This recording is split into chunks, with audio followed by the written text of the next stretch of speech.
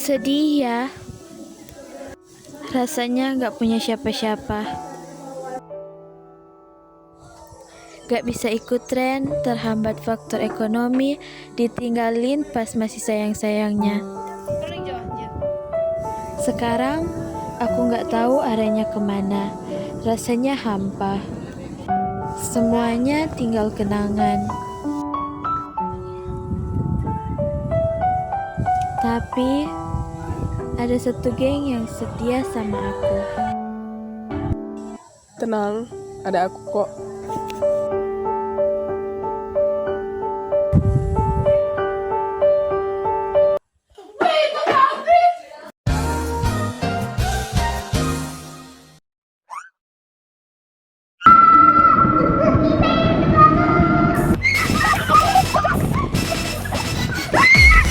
Guys, gua lagi mencopet sampai orang lain guys.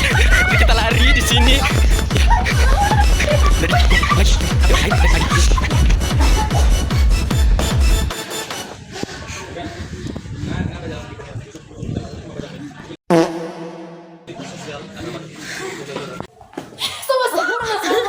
Gak apa-apa, sumpah gak apa-apa. Demi Alek.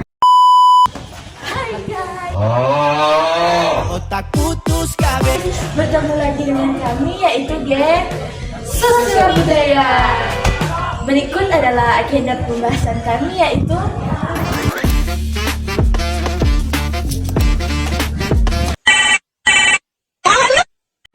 Oke guys, saat ini kita akan mencari narasumber kita yang pertama. Ayo guys, let's go. Please. Narasumbernya mana? Oh baby, thank you. Kakak, apa itu Sofia? Kalian mau tau Stofia? Iya.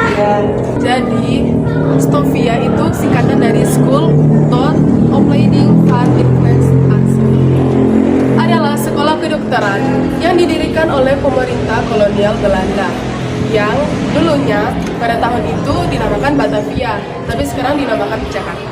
Stofia berperan penting dalam mendidik kedokteran, pribumi dan menjadi tempat lahirnya intelektual yang menyulut pergerakan nasional, termasuk pendirian Budi Utomo pada tahun 1908 oleh para alumninya seperti Dr. Suetomo dan Dr.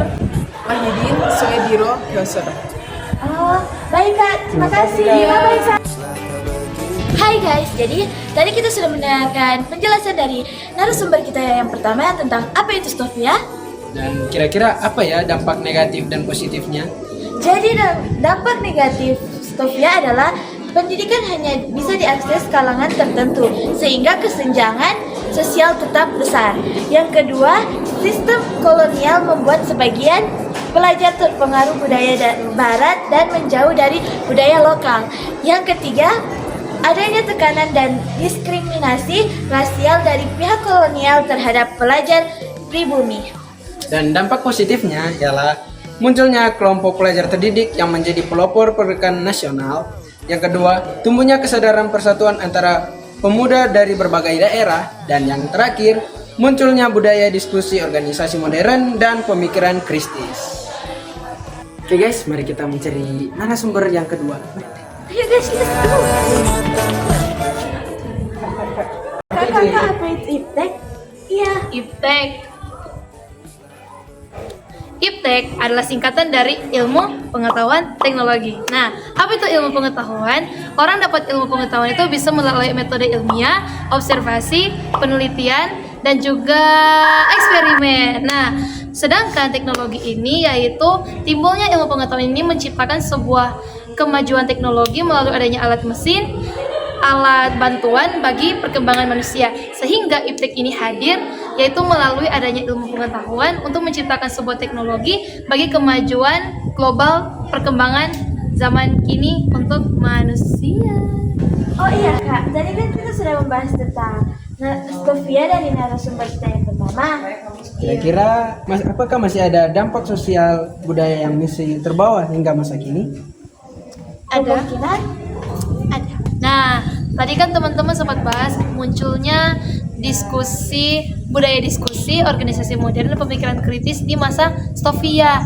Nah, rupanya di masa kini juga itu banyak yang namanya diskusi, kelompok modern, dan juga organisasi-organisasi yang memiliki pemikiran yang kritis. Ya, kita kaitkan dengan iptek yang tadi. Di zaman kini karena adanya iptek, orang kalau mau diskusi, mau bangun organisasi, bahkan berpikir kritis itu mereka pakai referensi dari teknologi. Sehingga dengan adanya teknologi ini, pendidikan kita bahkan perkembangan zaman kini itu semakin maju dengan adanya iptek dan budaya tradisi yang masih terus berjalan dari masa lampau yang positif hingga terbawa di masa kini untuk teman-teman kita, bahkan diri kita, teman-teman ya.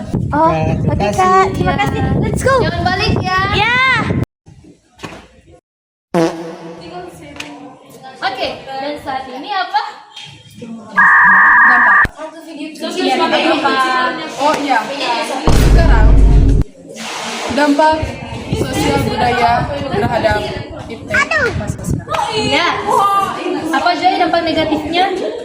Jadi dampak negatifnya, perubahan pola interaksi sosial, orang lebih sering berkomunikasi lewat gadget daripada tatap muka. Kedua, tergerusnya budaya lokal karena budaya global lebih dominan. Ketiga, kesenjangan teknologi antara yang melek digital dan yang tidak. Keempat, ketergantungan pada teknologi sehingga menurunkan aktivitas fisik dan aktivitas tertentu.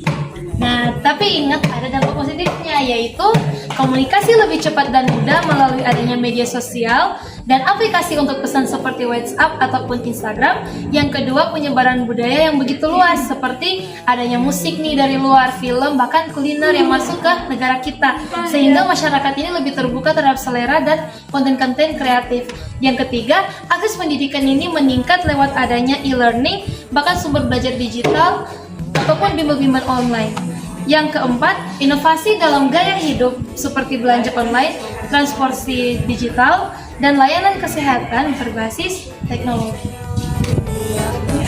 2,000 years later.